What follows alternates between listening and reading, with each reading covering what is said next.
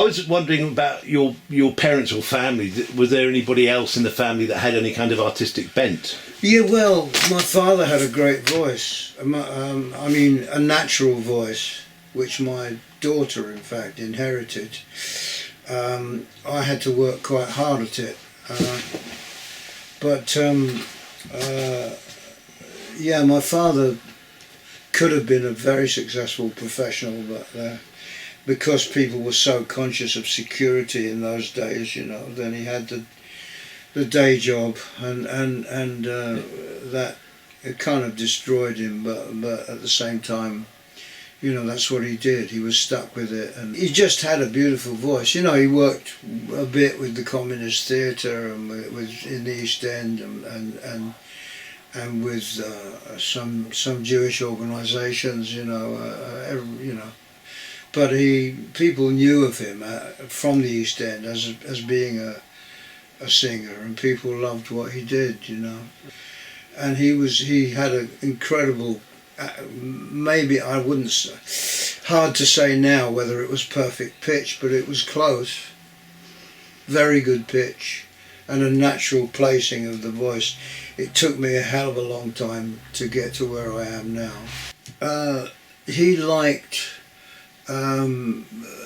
He was also very fascinated by comedy and novelty songs, which I, as a young child, got into quite a lot, you know. Close the Door, They're Coming Through the Window, The Runaway Train, all sorts of funny little, I'm a Lonely Little Petunia in an Onion Patch. Lots of odd songs that made the charts.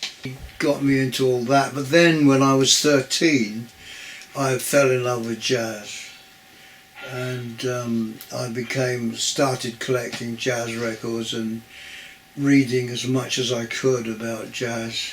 Jazz was the voices in jazz in particular, because jazz is, even though it's instrumental in parts, then it's very vocal, you know, it's based on human voices.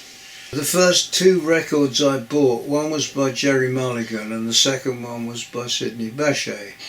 So I was already quite broad-minded.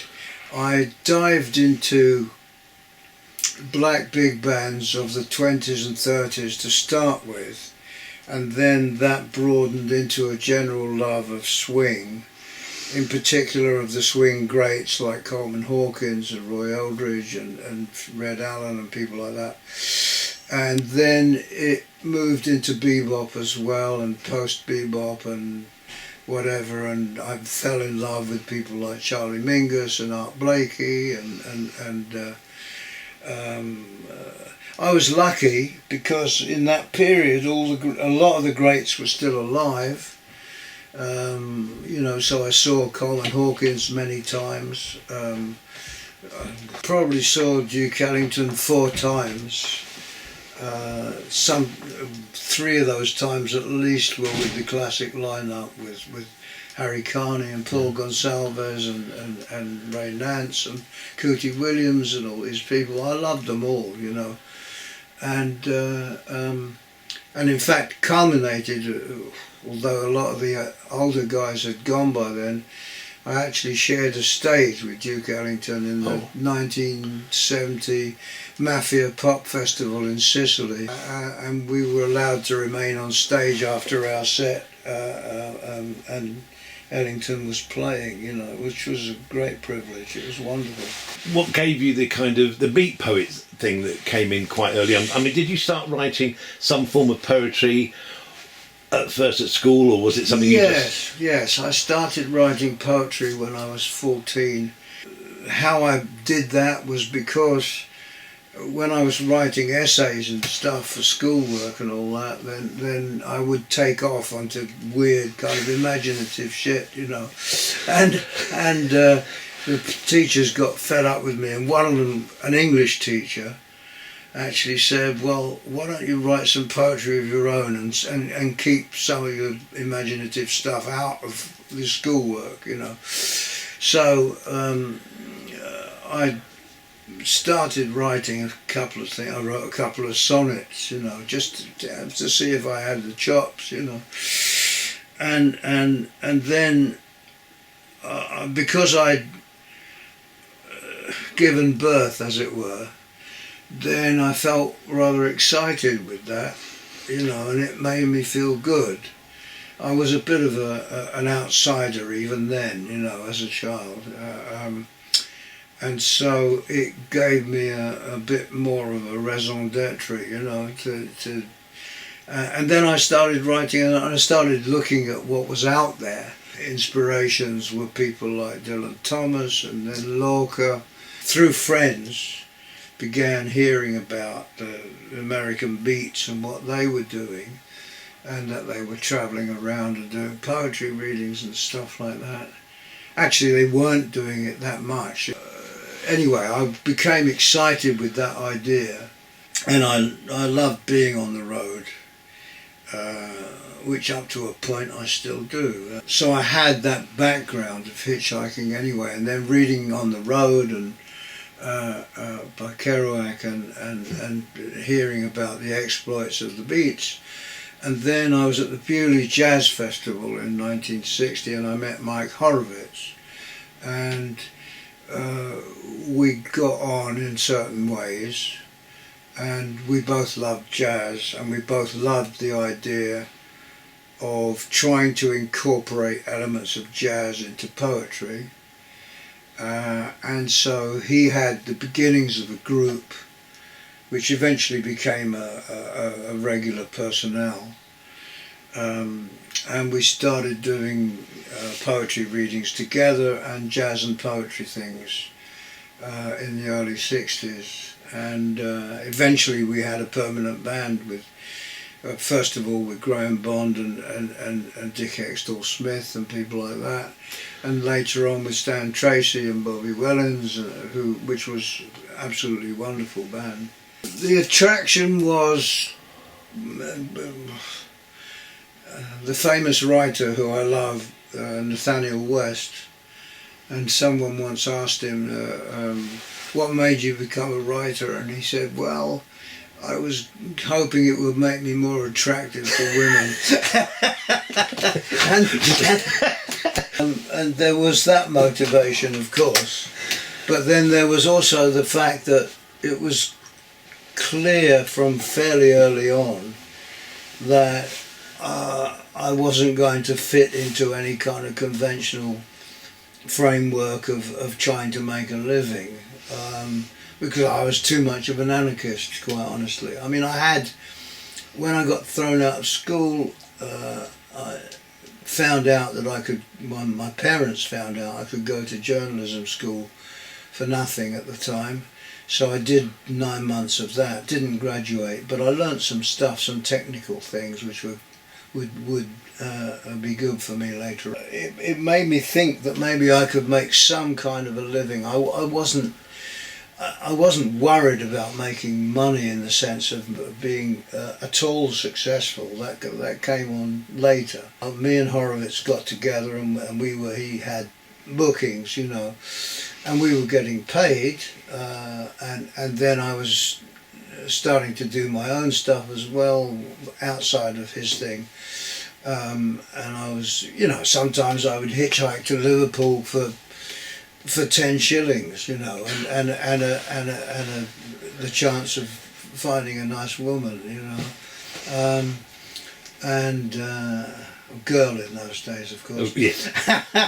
But hitchhiking was I mean, I did a lot of hitchhiking, yeah. and it was the way you got around because you didn't have money for other. Well, that's right. You know, and because of the war, you know, I mean, because the servicemen had always been given lifts, you know, by the public, and then it turned round the other way because during the Cold War, some of the older servicemen that were still professionals, you know, and they would give lifts to hitchhikers as a matter of policy, you know. And so it was easy to get around. Well, I mean, it would take you 3 days to get to Scotland in those days, but I mean...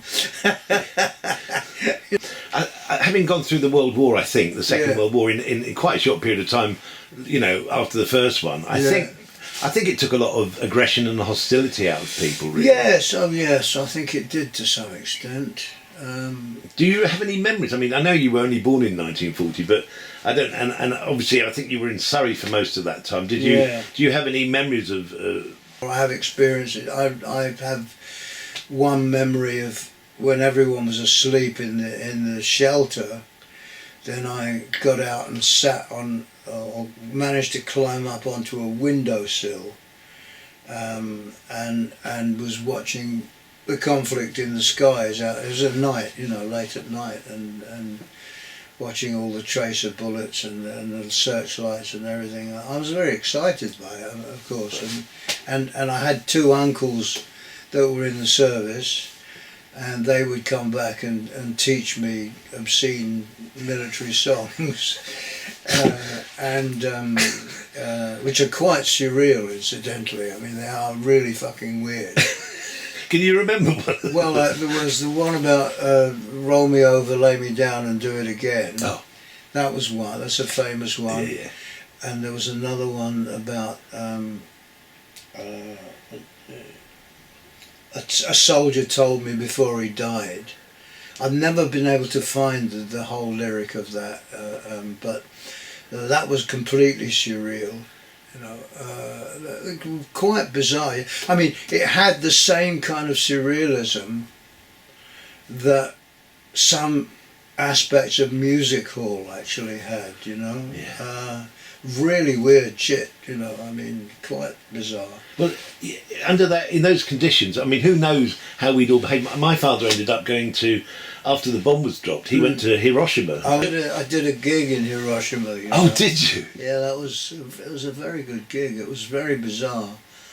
It was on the second floor of a building in November, and I remember looking out of the window of the building, and it was just like the set of Blade Runner, It was really bizarre. I mean, all the coloured lights and everything. It was just incredible. Because I've always loved music too, like you. I've grown up, and the 60s for me were the explosion of musical ingenuity and originality. Yeah. And I don't think there was a sort of period, maybe from 60 to 70, roughly speaking, Yeah. where so much of the really good stuff came out. Yeah. And I look back and I can't think of a time since then when we've had such an explosion of such originality. No, well, I think you're quite correct in that. I mean, things were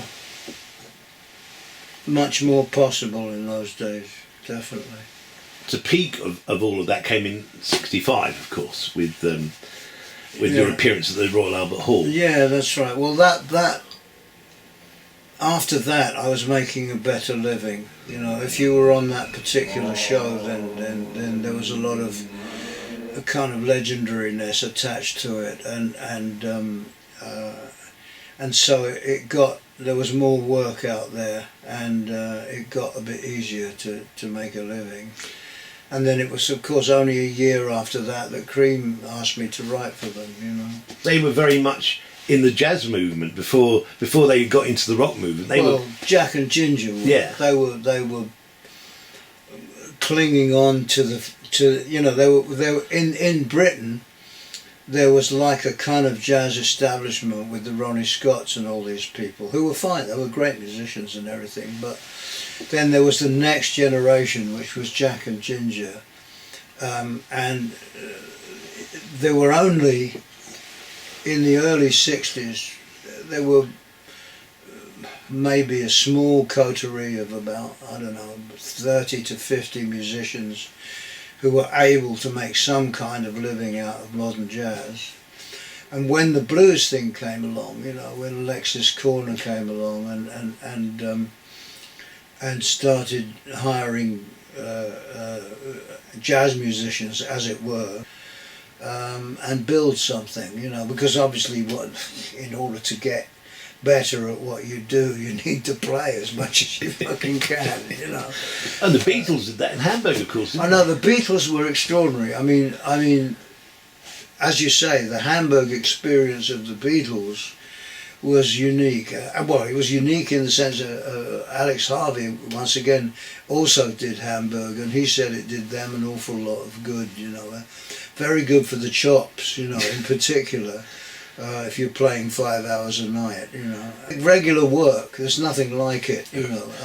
Alexis and later on Graham Bond, those people used to do 9 gigs a week, you know. I mean, it's like... and get paid not very well for it, but they could develop their thing, you know, which was great. So I mean, yes, obviously the R&B thing when it first came along was very good for jazz musicians, you know, the ones that weren't snobby and you know, there's this famous thing whereby Graham Bond was Young Jazz Musician of the Year or something. He got some kind of award anyway. And was very happening with the hip jazz fraternity. And when Alexis asked him to do a radio session with him, he did it under a pseudonym because he said, "Oh, I've got to be very careful with how I'm going here. You know, if the jazz police find out, then that's not good." You know? Did you always want to sing from the word go? No, not at all. Well, it was Graham's fault, actually. It was Graham's fault. Graham called me and said,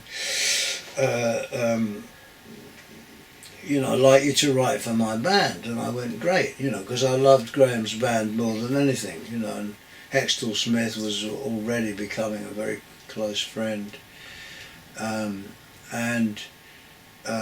said, okay, so I wrote these songs, right, and I took them to Graham. I sang them through with Graham, you know, and Graham said, I think these were his words anyway, a long time ago, but he said, that's great, and I'd like you to join the band, you know. And I went, you're joking, I'm not a singer, I can't sing. And he said, well, you just did. And I went, oh, that's interesting. You know? and I had already, I mean, by that time I had this group called the First Real Poetry Band with John McLaughlin. Because everyone in that was so great, such great musicians, I was terrified of singing with them, you know. So I didn't, but I did sort of realise that if I was ever going to make records or anything, I was going to have to kind of bite the bullet in one way or another.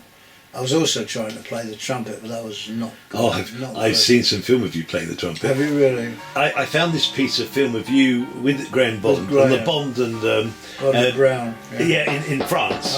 When I had the band with Graham, unlike a lot of people, Graham would encourage you. He was inspiring. You would get up on the stand with Graham and you would start to do things you never thought you would ever do. And he did that for Jack as well. I mean, you know, he was a most unlikely thing for most band leaders to do on their first record was the fact that he gave Jack 3 songs, 3 of his own, of Jack's songs. It was the first time Jack had his songs on record, and Jack. The only problem was that he said, well, you've got to get these songs done in 20 minutes or thereabouts, you know. But they managed to get them down, and those are fucking good songs, you know. And that was the beginning of Jack, both as a writer and as a lead singer. You know, he would sing odd backups in Alexis's band and then at the start of the Graham Bond thing. But then Graham must have realised how good Jack was. I think he had a lovely tone to his voice. Oh no, fantastic. Even right in the early days, you know, on the first Graham Bond organisation recordings, you know, you can already hear that there's a major singer in there, you know. I read a lovely story, and maybe you can confirm that if this is true, that actually what Graham did was he, because Jack and Ginger were playing, I think, for Alexis Corner. Yes. And Graham went in and said to Alexis that he and Ginger and Jack were going off to form a band, and he hadn't actually told Jack or Ginger. No, I believe that's true. Yes, I do believe that's true. I mean, what happened was that they got a gig. It was at the Twisted Wheel in Manchester. You know, Jack and Ginger and Graham. And it went down very, very well. Graham was clearly a leader in the making. And then he came and did that. He decided that, you know, because Alexis in many ways was sort of quite a nice guy. On the other hand, he paid very badly. There were stories like when they used to fill the marquee on the Thursday nights, then, and it was clear, I mean, of course everyone was very green in those days. They didn't really understand about the music business and money and the functions of all that. And so apparently Alexis at the end of the gig, which was heaving with people, you know, you couldn't get more people in there, and he would say to the band, well, we didn't do very well tonight, so there's only kind of like a tenner each or something, you know, and he would go away with hundreds and hundreds of pounds, you know.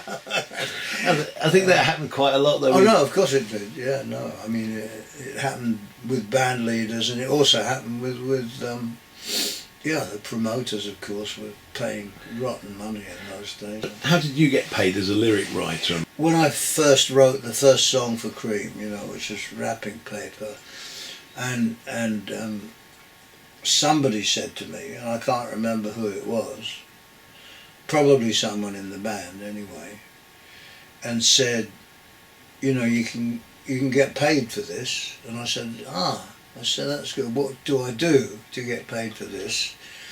And they said, well, you go and see Stigwood, who's publishing this stuff, and you ask for some money. You know, so I went and saw Stigwood, who didn't like me at all. And he said, okay, I said, I'm told that I could ask for an advance on the song, you know. And he said, yes. I said, okay. And he said, how much do you want? You know. And it was 1966, and I said, well, £25. And he went, sure. You know. And I went, Christ, you know. And that was the most money I'd ever earned, of course, because I mean, even on the Albert Hall thing, nobody got paid. Someone ran away with all the money from that. Nobody ever saw it, you know. And so I thought, this is good, this is unbelievable, this will pay for a whole month of whatever, you know. Because I was still struggling a bit, you know, as a poet and everything, and living in a hovel and whatever, you know. Stigwood offered me an exclusive deal, and I smelt a rat. I didn't like it. I felt it was wrong. So I said, no, I'm not going to do that. I'm going to do a song-by-song basis, you know, a contract thing, but not an exclusive deal. It wasn't very much that he was offering me, and I thought, that's not good enough. I mean, you know, I've never been great with money. I'm quite good at certain aspects of business, but which I've learned the hard way, but even then I've made a lot of mistakes, and so I said, okay, no, I'm not going to do that, and I got myself a publishing deal which didn't include the Cream stuff, and the Cream stuff I did song by song, and that turned out to be a good move. And presumably you get ongoing payments from that now. That's why I'm living in a house. Yes. Which was the most successful of the Cream records from your point of view financially? Well, either Disraeli Gears or Wheels of Fire. I mean, the best songs, as you probably know, are Sunshine and White Room, yeah. and I Feel Free. Still doesn't. They all do a lot of business still these days, you know. The whole Cream experience, and I mean, I know, you know, from a distance, you sort of thought they always seem to be fighting, you know. And I'm sure, but I think I read somewhere that you said it's a creative process in some ways. You know, they made great music together, even if they didn't always love each other. Well, first of all, you've got this element of conflict which sometimes can work to your advantage in the sense of creatively, and secondly you've always had this thing, in particular Ginger and Jack were both very competitive musically and in other ways. For some reason that made for a very interesting chemistry which drove Cream to some extent, you know. And I didn't see it as that until much later, when funnily enough we were doing Jack's 50th birthday gig in Cologne, and Ginger was on that, and I watched them playing a jazz piece to start with Dick Extall Smith. I thought they're really competing with each other. It was the first time I'd really sussed it, you know. Nobody ever knew that we would all eventually come to be doing wonderful shows like this and celebrating living for a long time, because because we were all living very hard in those days, and it wasn't like Pete Townsend that we thought, hope we die before we get old, but it was quite a possibility, you know. It was quite a possibility. Some of us didn't make it, but some of the ones that did make it are here with us tonight, and you will be seeing them. And right now, this is the jazz section of the program, and you're in for a very big treat, because what is about to happen is a very unique recreation of a record that happened a while ago called Things We Like, which Jack did with some of his favorite jazz musicians and friends.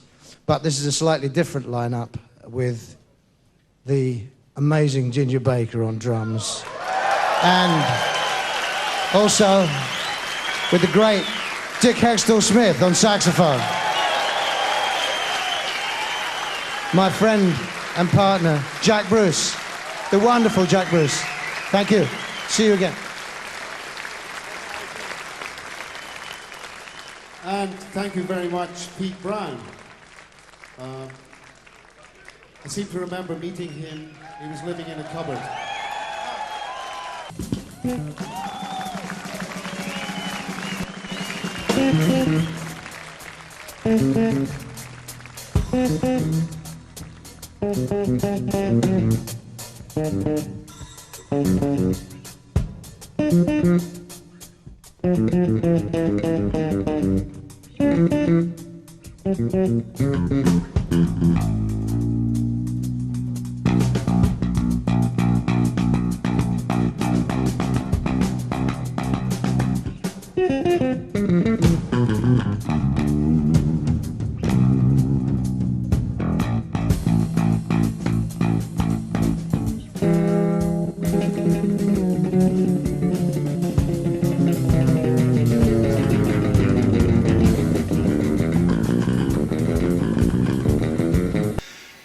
Thought this is, you know, because they would move into areas and kind of dare the other one to go into it, you know, like and create traps and musical traps and you know, so what about that then? Cop that, you know, and it was like very strange that way, but you know, it was that's what drove them, you know. So for me, interesting hearing that, because obviously if one of them had brought you into the band to write, then that might have pissed the other one off. But Ginger Baker, I understand, was the one who actually first invited you. Yeah, he called me. Apparently, what originally he wanted Mike Horowitz. For some reason, either Horowitz couldn't do it if he was contacted, or Ginger possibly even made a mistake, but he knew how to get hold of me anyway, because we'd hung out together up to a point. I mean, for instance, there was a wonderful time. I lived in this kind of incredible sort of hole in Chalk Farm, before Chalk Farm was really gentrified. But anyway, when I was living in that particular place in Oppidance Road, then and there were musicians and various people living in that place, and so we went back. A crowd of us went back to my place, probably about 3 or 4 o'clock in the morning, because I had a piano. It wasn't a very good piano. It was a terrible piano. Anyway, we were sitting there, and I'm sitting there with all these sort of young people, right? The door opened, and Ginger put his head round the door, right? He goes, "Here, is it all right if we come in and have a play?" I went, "Of course." That sort of play. And Ginger and the bass player, who I think was Chris Thompson at the time, a black guy, really good, he was a friend of mine actually, and Graham came in and started to play. Just set up and started to play. The guy upstairs, who I shared the place with, was a drummer, so there was a drum kit there, you know. And they just played, and all these people couldn't believe it. And that we were all sitting on the bed, right, all stoned, of course, and there was this kind of concert going on of this incredible fucking jazz, you know, by these guys, you know, unbelievable, you know. That was the 60s for you. I love the fact that what you just told me in passing was that you almost weren't the lyric writer for Green, because you think he might have been looking for Mike Horowitz, or even if he was looking for you, if you hadn't been there, maybe they'd have grabbed somebody else. It's almost like an accidental, wonderful thing that happened for everybody. Yes, it was. I mean, and luckily again, they were recording in a studio just round the corner from where I lived in Chalk Farm, you know. Initially I was trying to work with Ginger, but then he worked better with Jack's wife, Janet, and I I got Jack and Ginger got Jack's wife, you know, to work with, you know, and which was fine. Jack and I, whatever our differences were, which were considerable every now and then, we had the chemistry. The chemistry was very powerful. For just purely accidental, if you like, the fact that we kind of like that, you know, and I mean 48 years of work, you know, I mean that's more than most people. And there were times, you know, having two fairly large personalities in one room didn't work, you know. It's kind of like, plus the fact that he had his problems. I think what you were beginning to get to, and which I remember because I lost friends too, was the 60s, despite being such a wonderful time in some ways. I mean, we all had the feeling that nuclear war could start at any point, and we could be blown apart, which we don't have in the same way now. But in those days, you just kind of tried to ignore it most of the time. Yes. But the other thing was that the usage of drugs, especially amongst creative people, went a bit wild, and people couldn't handle it. Yes, well, it's what I call the curse of Charlie Parker, you know, whereby initially anyway, a lot of jazz musicians who were enthralled to the work of Charlie Parker, which is indisputably wonderful, had this kind of feeling at the back of their minds that a lot of that creativity was driven by heroin, which wasn't true. It was a big fucking mistake. And a lot of people got into it for that very, very reason, you know, that they thought, if I take all that heroin, then I'll be like Charlie Parker, you know, and it was a very common mistake in the 60s. You know, killed a lot of people and also ruined a lot of lives. Loved Jack because Jack was one of the most creative musicians I'd ever come across. You know, he was a genius in many ways. The privilege of working with him outweighed the bad times. Ginger used to call Jack Jekyll and Hyde, you know, because Ginger is nasty, or has had this image of he had this self-image of wanting to be nasty, you know. I am a nasty person. I do bad things, you know. But that was, with Ginger you got what was on the tin, I mean, he would switch every now and then, but it wasn't. Whereas with Jack, I believe anyway that he was bipolar at the very least. Yeah, you never knew which one you were going to get. Sometimes it was the most charming person in the world, creative, everything working fine, you know, and sometimes it was somebody very unpleasant. It was very difficult to work with. But was part of that, or a lot of that, down to the drug? Yes, it didn't help. No. Well, they put it with it. Yeah, it certainly didn't help.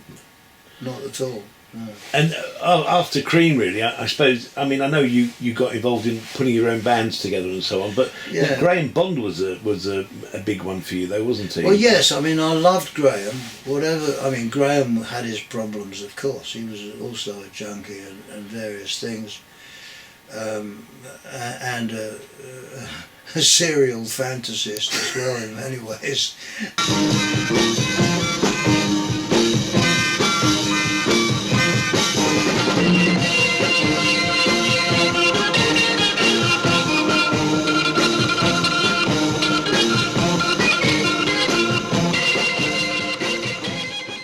When we eventually put that band together in '72, which didn't last all that long, it was about less than a year, it was a pinnacle for me at the time, because I loved Graham, you know, and I loved Graham's work, and I thought he was wonderful. I thought he was a genius. I know he was. He was incredibly important, and a lot of that was pleasure, but Graham was not in a great place at that time. But he was like the first person to ever use a mellotron in music in this country, wasn't yes, he? he did lots of things. I think, and I've always said this, I always said that I believe that the Graham Bond organisation was to musicians what the Beatles were to the public.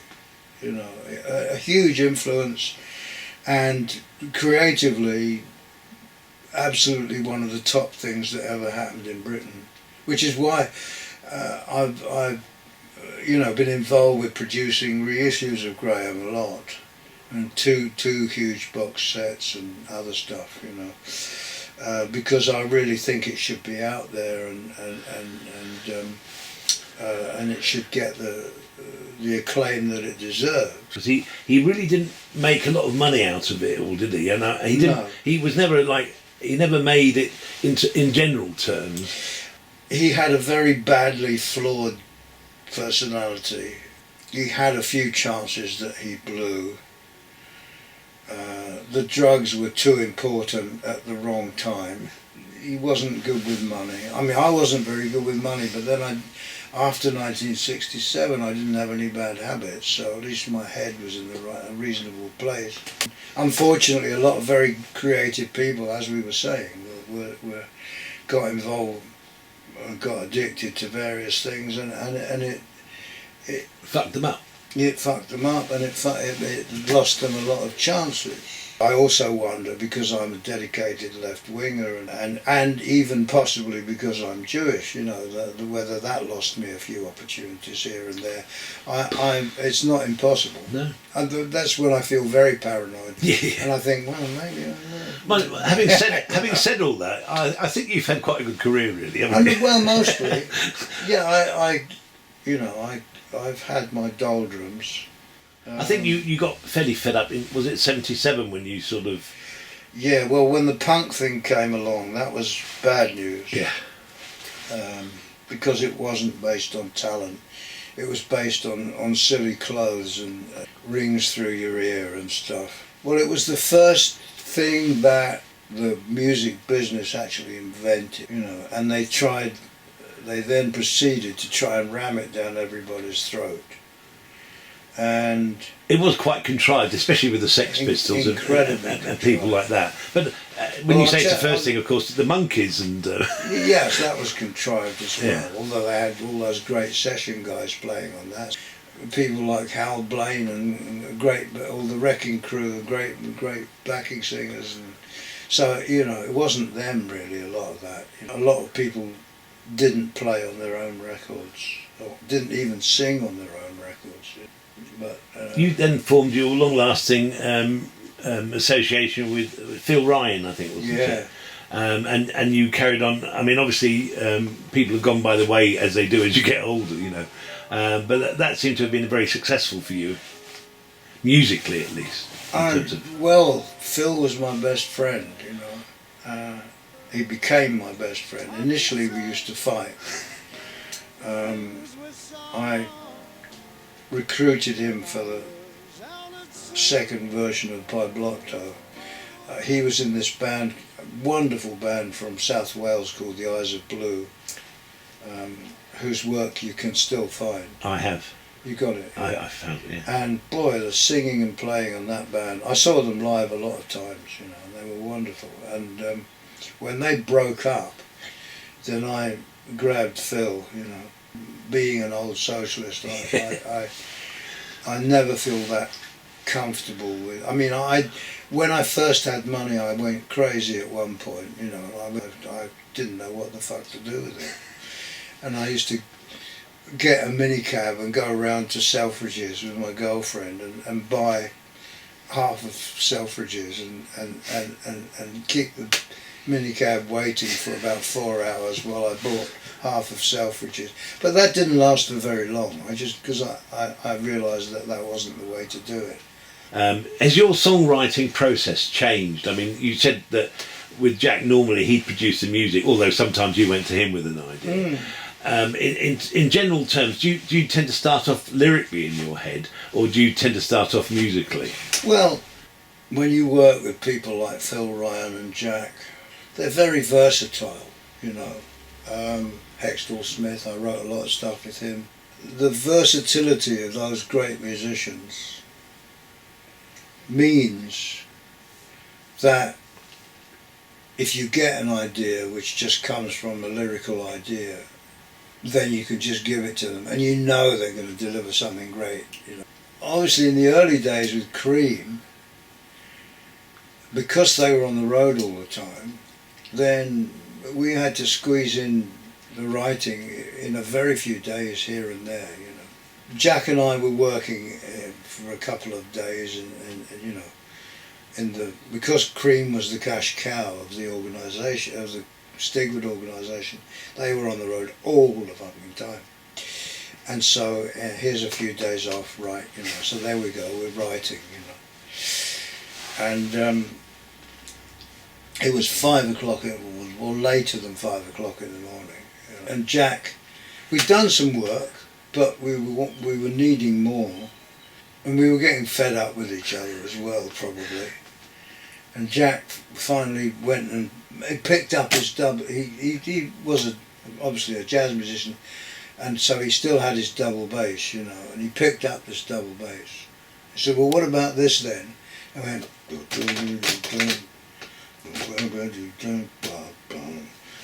Looked out the window, you know, and it was dawn. You know, getting out. I said, "It's getting near dawn." You know, and that was it. That's how that happened. You know, but there wasn't, you know, Stigwood would never pay for me to go with them on tour and sit there and wait for ideas to happen. So we could have had an awful lot more songs. After 2.5 years, they got bored with each other, you know, and they wanted to work, you know, and Stigwood didn't want to give them more musicians to work with. It's so true, isn't it, that you look back at some of the biggest bands of that day who are still remembered so fondly and fantastically now. Yeah. And most of them were together a very short period of time. Quite a lot.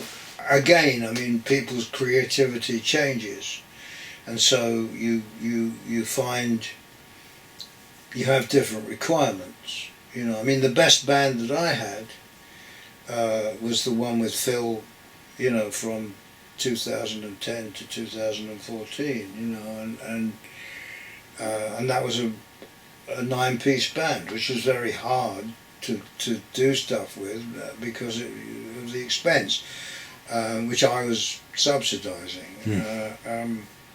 But you know, that was the most happy time, or one of the happiest times of my life as a musician, you know, because that was such a fucking great band. Well, some of you may be familiar with the songs, the traditional New Orleans songs, Frankie and Johnny and Stagger Lee and things like that. And I always loved those songs. And Phil and I decided to write a version of that song, which was, and set it in London in the early 1990s, perhaps, in Camden Town, perhaps, maybe, which is a place one occasionally hangs in. And so this one is called The Ballad of Psycho and Delia.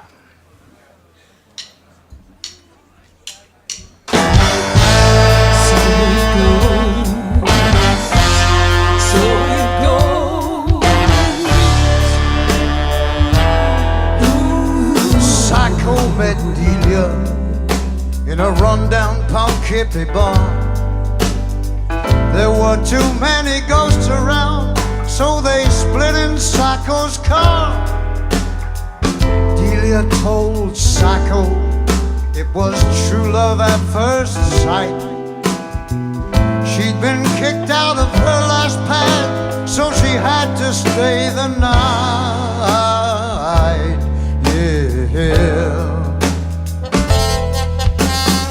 Psycho told Delia that it was real good for him, though he wasn't wearing very well and the pickings had grown thin. Delia confessed to Psycho her habits were still bad, made him warm towards her more. They were the same ones that he had. Yeah. So it goes. These are the blows. Everybody knows. So it goes. Psycho loved Delia, but they sure hated being straight. Lost his car and then his gig, and the loving turned to hate.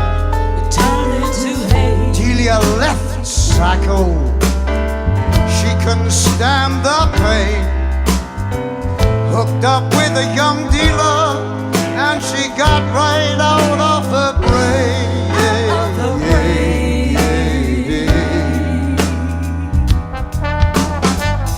Delia, Psycho, Miss Delia. She was the only one who understood. Stole himself a beat-up Ford, and he searched the neighborhood. Delia caught Psycho's eye in that bar of 60 shades. She was too low to run away and too high to feel afraid.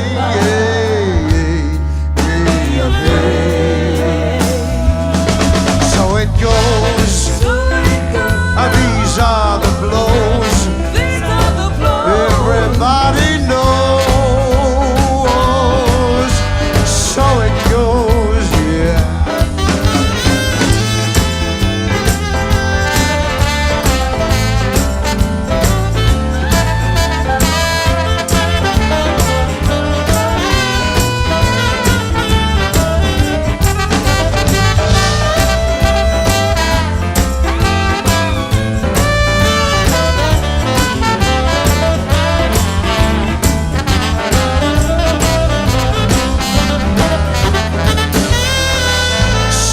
Stabbed Delia with an old Swiss Army knife.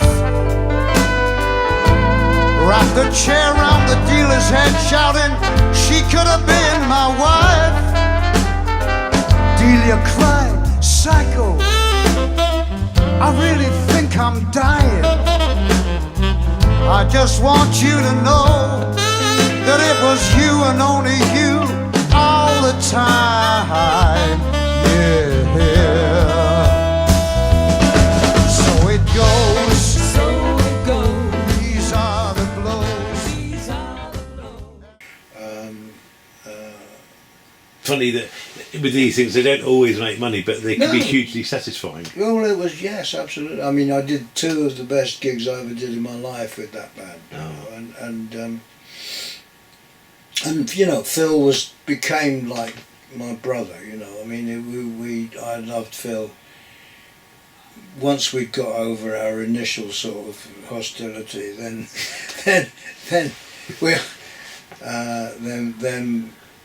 we were very close. And the 2 people that I miss most in my life really are Phil and Hextall Smith. You know, He was a saxophonist as well, wasn't he? Dick was a wonderful musician and a terrific writer. Actually, he wrote some great stuff. And the last record that we did together, which I co-produced, which is called Blues and Beyond, which all sorts of people are on. Jack played on it, Mick Taylor played on it, all sorts of people, Clem. And I'm very, very proud of that record. Of course, you've written or co-written with a lot of different artists, haven't you, Sure. over the years and stuff? Oh yeah. And I mean, I read something about Chrissy Matthews. I that just you've recently done 2 gigs in Norway with him, came back on Sunday. Haven't you got another one to do in December? Oh, there's a Hamburg Blues Band, and I saw Maggie Bell as well. Oh yeah. Who's very old favourite of mine too. I love Maggie. Maggie, we had her on the Cream Acoustic thing. Really? She's doing got a 2, hell of a voice. Singing 1 number with Bobby Rush and 1 on her own. And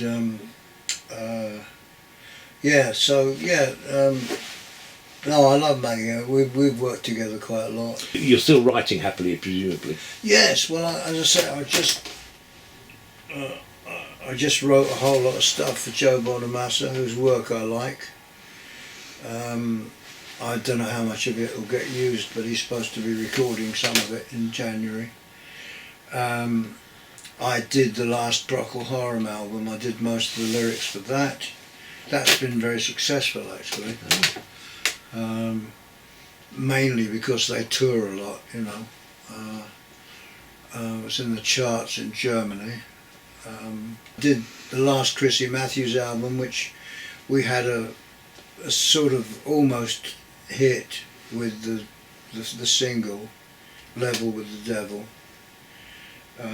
which there's a very funny video of, which got quite a lot of play.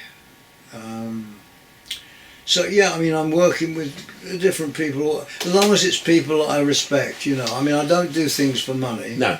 I'm doing a bit of work with this woman, semi-legendary woman called Carla Olsen, who had a band with Gene Clark of the Byrds. She's in her 60s, she's about the same age as you, I think. And I've started doing some writing with her. She's in LA. Yeah, whatever comes along that really interests me. I might do some stuff with Emma Wilson. You know, Emma Wilson's a really great bluesy, soul-y bluesy singer. By the way, I'm with you. Blues touches my soul, which most other yeah. forms of music just doesn't get anywhere near. Oh no, blues and soul, next to jazz, are incredibly important to me. I mean, probably about 85% of what I love is black music of one kind or another. I'm a bit racially prejudiced in that. In a positive sense, yeah. Yeah, in that particular area. That was the interesting thing, you know, about the whole 60s thing and how the British musicians somehow managed to get not just inspiration but a closeness to the feeling of the blues and soul thing which nobody else ever did, you know. I mean, there are the odd individual that turns up that somehow can do that, you know. I mean, there's a kid in Hastings who I love, a guy called Harry Randall Marsh. I have not seen him yet. Okay, well, he's wonderful. He's, I don't know, 24 or something like that. He's got a fantastic voice, and what he's doing is not particularly retro, but all the stuff that he listens to is Otis Redding and everybody, you know, and James Brown, and he's completely steeped himself in that music, and it's produced a very interesting result, you know, which I don't often hear in younger people these days. The idea of success as such was something I didn't contemplate at all for a long time. I went to see A Hard Day's Night in Camden Town. Of course, by that time I'd done a lot of time in Liverpool. You know, I loved Liverpool, and I was doing poetry readings and everything. And the possibility goes that we had, you know, this regular poetry place we used to do called Streets. And apparently Lennon did come down a few times, and I don't remember him being there. I met him later on, very briefly. Getting mobbed by thousands of girls, and also communicating to all these fucking thousands and thousands of people, you know. And I was certainly very moved by that. The idea of success came up, you know, and that was the first time I'd ever thought of the idea of success, when I saw these guys that were from a not dissimilar background to my own, and people. The communication was the thing that really fascinated me. Yes. Because that's what I'm about, to a huge extent, is trying to get across to people and entertain and communicate, and it's very important to me that people should have some kind of alternative choice rather than the mainstream, you know, and so the fact that they were doing that in a rather fine and rather musical way really blew me away, and was very important as a motivation. A motivation, yes, yeah. Yes. What motivates you to get up and go out again? Well, I guess because it defines me, you know, as a person, as a performer. I like performing, I like communicating with people. That's always been the motivation, really.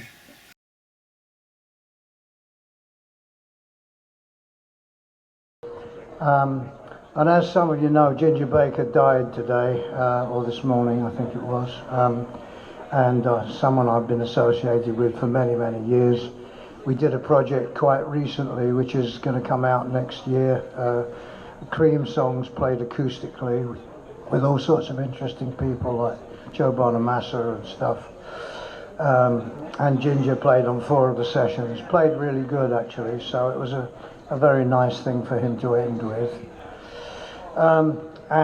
This first poem I'm going to read you is about hopefully not being replaced. Ginger is irreplaceable, and I'd like you to know that. But this is called Robots. After the next right-wing revolution, the workers and the professionals will be replaced by robots, the ultimate economic solution. They will not strike, require wages or food. The upper classes will then have won the battle against their old adversary. They can relax into the next stage of their lives of leisure.